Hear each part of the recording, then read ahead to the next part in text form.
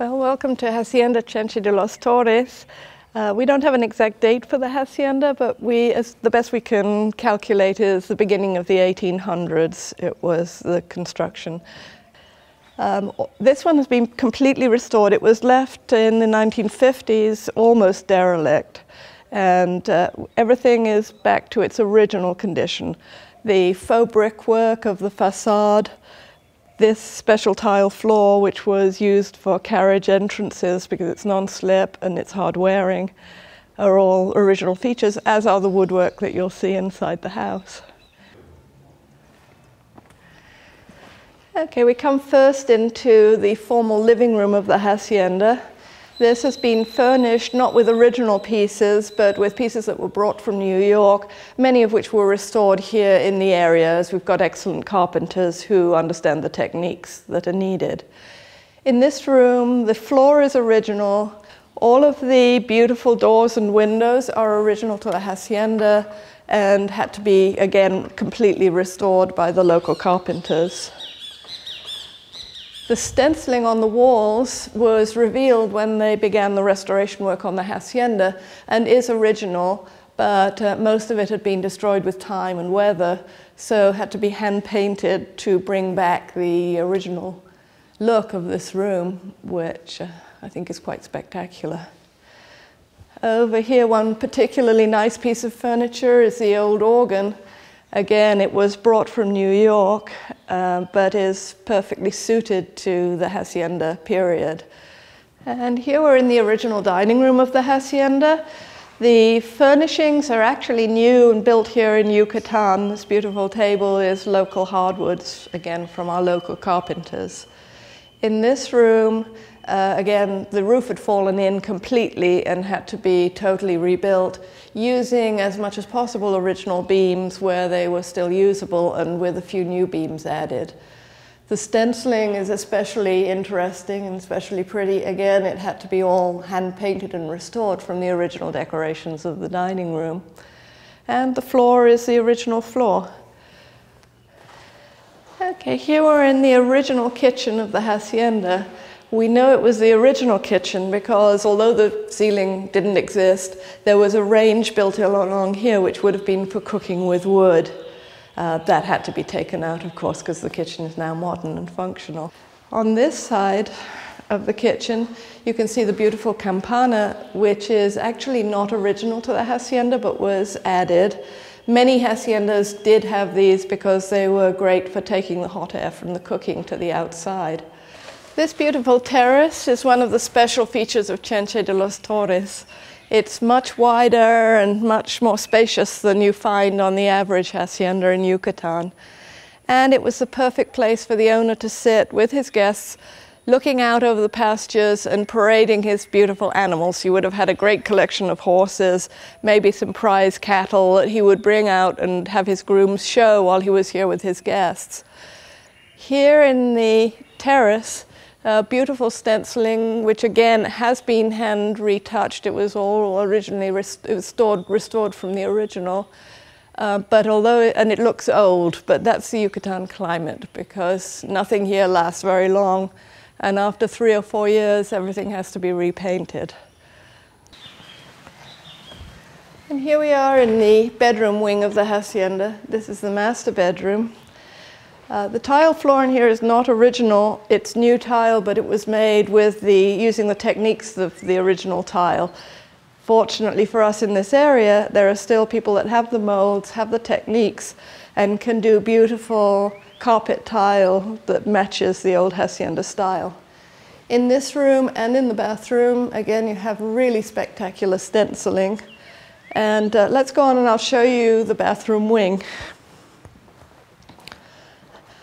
At this side of the house, as far as we can tell during the restoration work, the bathrooms were added later and they were tacked on to the original hacienda building at a later date. There was one long bathroom that went all the way along this side of the house, which has now been divided to make 2 separate bathrooms. The ceilings, however, are original, beautifully restored. And again, the floor is new tile, and the fittings are not the original fittings. The finishes are a later addition to modernize the house and make it more usable. This is the first guest room of the Hacienda. Again, the floor is a replacement made along with the same techniques as the original tile.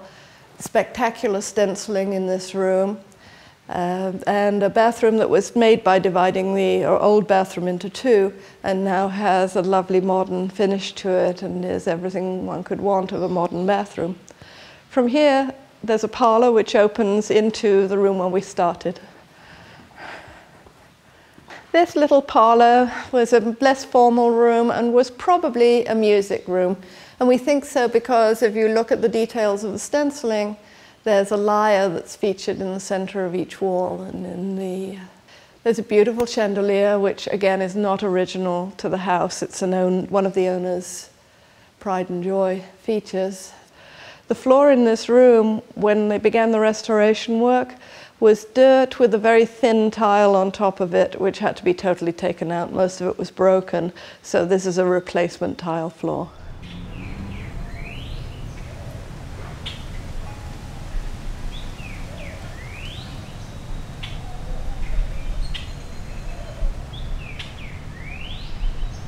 This area of the hacienda, this raised platform, is totally hand-built by labor from the village.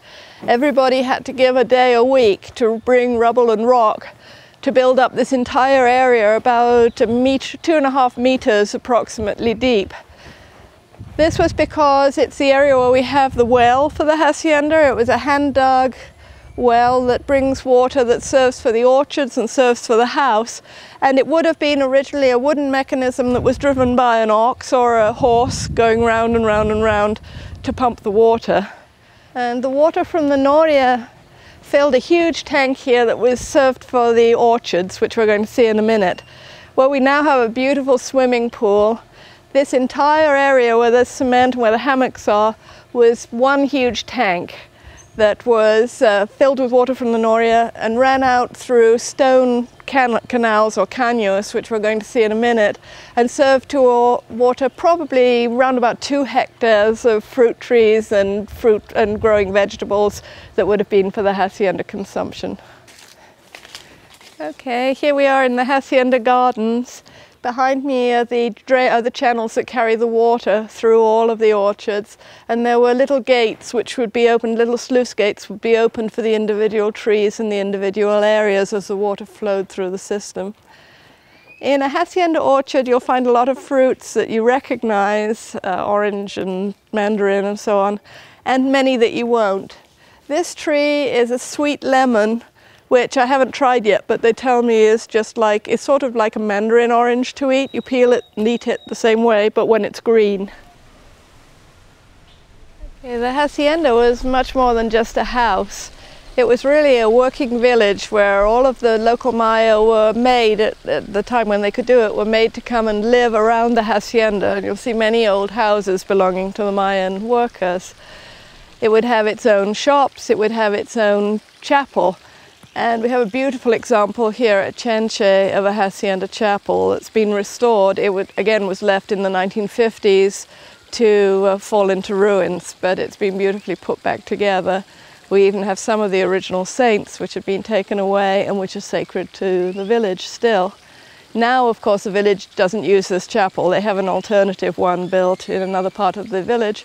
But originally when Chenche was a working hacienda, this would have been the church that the village used as well as the hacienda owners. Thank you for joining me today for this tour of Chenche de los Torres Hacienda. This has been the latest edition of Yucatan Living's Houses of Merida.